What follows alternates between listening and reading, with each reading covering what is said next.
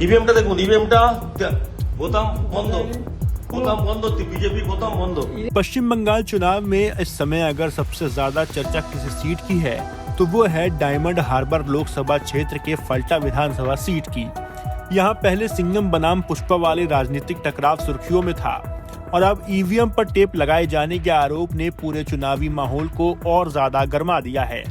दरअसल भारतीय जनता पार्टी ने तृणमूल कांग्रेस पर गंभीर आरोप लगाए हैं कि मतदाताओं को बीजेपी के पक्ष में वोट डालने से रोकने के लिए ईवीएम के साथ छेड़छाड़ की गई।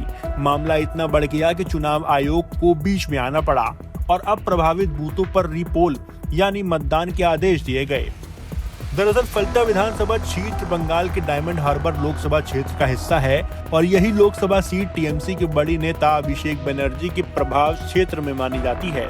मतदान से पहले ही यहाँ राजनीतिक तनाव बढ़ चुका था। टीएमसी उम्मीदवार जहांगीर खान और चुनाव आयोग की ओर से तैनात पुलिस बल ऑब्जर्वर आईपीएस अधिकारी अजय पाल शर्मा के बीच सीधा टकराव देखने को मिला। अजय पाल शर्मा, जिन्हें कई लोग उनके सख्त रवैये की वजह से सिंघम भी कहते हैं, उन्होंने जहांगीर खान और उनके परिवार को साफ चेतावनी दी थी कि मतदान प्रक्रिया में किसी प्रकार की गड़बड़ी बर्दाश्त नहीं की जाएगी। इसके जवाब में जहांगीर खान ने फिल्मी अंदाज में पलटवार किया था और कहा था, अगर वह सिंघम है तो मैं पुष्पा हूँ। बस यहीं से यह मामला पूरे राज्य में चर्चा का विषय बन गया। लेकिन असली विस्फोटक तब हुआ जब मतदान के दिन ईवीएम पर टेप लगाए जाने के आरोप सामने आए। बीजेपी के उम्मीदवार देवांशु पंडा ने आरोप लगाया कि मतदान केंद्रों पर उनके नाम और चिन्ह के सामने लगे वोटिंग बटन को जानबूझकर टेप से ढक दिया गया है। उनका कहना था कि इससे मतदाता बीजेपी के पक्ष में वोट नहीं डाल पा रहे थे। उन्होंने इसे सुनियोजित साजिश बताया जिसका उद्देश्य निष्पक्ष मतदान को प्रभावित करना था।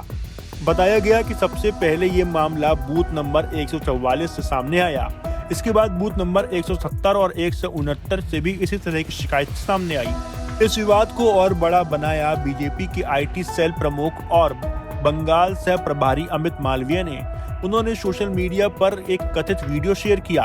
वीडियो में दिखाया गया कि बीजेपी उम्मीदवार के नाम के सामने वोटिंग विकल्प को टेप से ढक दिया गया था। अमित मालवीय ने इसे डायमंड हार्बर मॉडल बताया। उन्होंने आरोप लगाया कि ये कोई रणनीति नहीं है, बल्कि पहले भी चुनावी फायदा लेने के लिए इसी तरह के तरीके अपनाए गए।